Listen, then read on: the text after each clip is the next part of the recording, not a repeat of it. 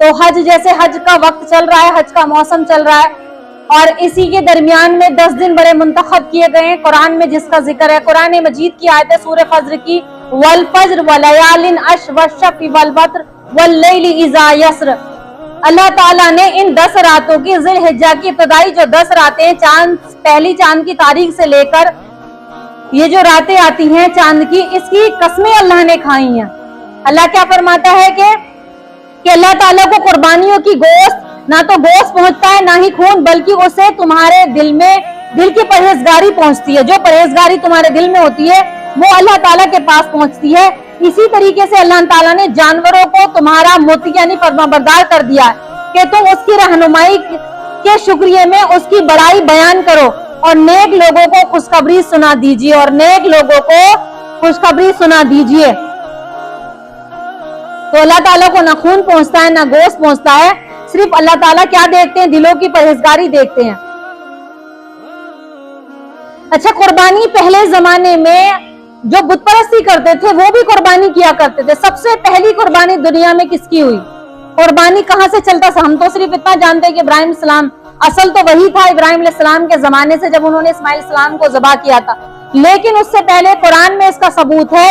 सबसे पहली कुर्बानी जो की गई थी अल्लाह के नाम पर, कुर्बानी जो की गई थी, आदम अलैहिस्सलाम के 2 बेटे हाबिल और काबिल ने की थी। हाबिल और काबिल का वाकया ये सूरह मायदा की आयतों में है। इसमें अल्लाह क्या फरमाता है?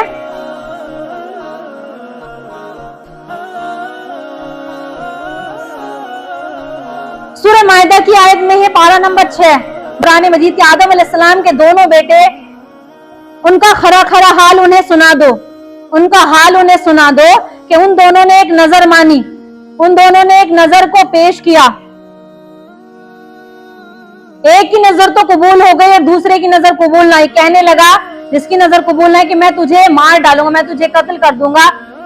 और अल्लाह ताला तकवे वालों का ही अमल कबूल फरमाता है। यहाँ भी आयत में क्या फरमाया गया कि अल्लाह ताला तकवे वालों का ही अमल कबूल फरमाता है। तो पहली कुर्बानी जो जमीन पर हुई थी, हाबिल ने एक कुर्बानी हाबिल ने की, एक नजर मानी उन्होंने।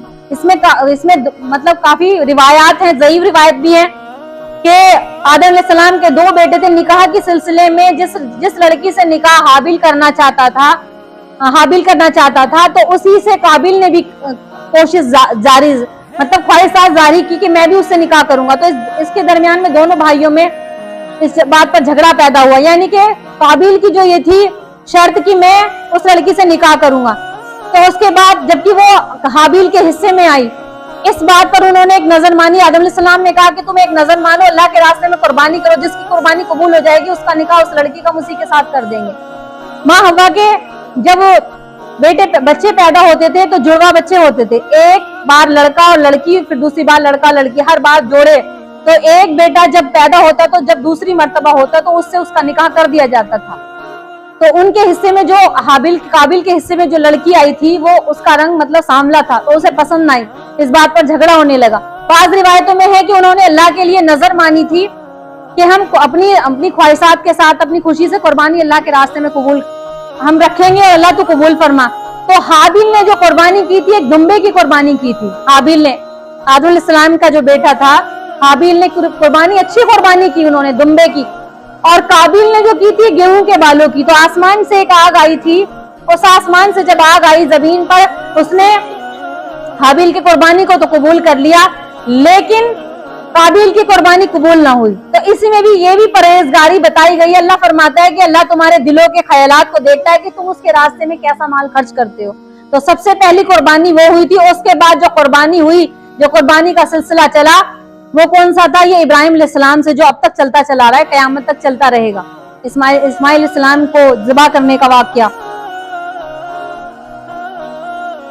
तो ज़माने जहालत में भी कुर्बानी हुआ करती थी, लेकिन कुछ रस्म और रिवाज के साथ। ज़माने जहालत में जब कुर्बानी हुआ करती थी तो किस तरीके से वो अपने बुतों के नाम पर कुर्बानी करते थे। तो इसीलिए आता है कि जब कुर्बानी करे तो वो दुआ पढ़े और अल्लाह का नाम बुलंद करे, क्योंकि जो मतलब दूसरे मतलब बुतों के नाम पर कुर्बानी करते हैं तो वो उनका नाम लेते हैं, इसलिए कहा गया है कि जब कुर्बानी की जाए तो कुर्बानी करते हुए जानवर की वो दुआ पढ़े। दुआ कौन सी पढ़नी है?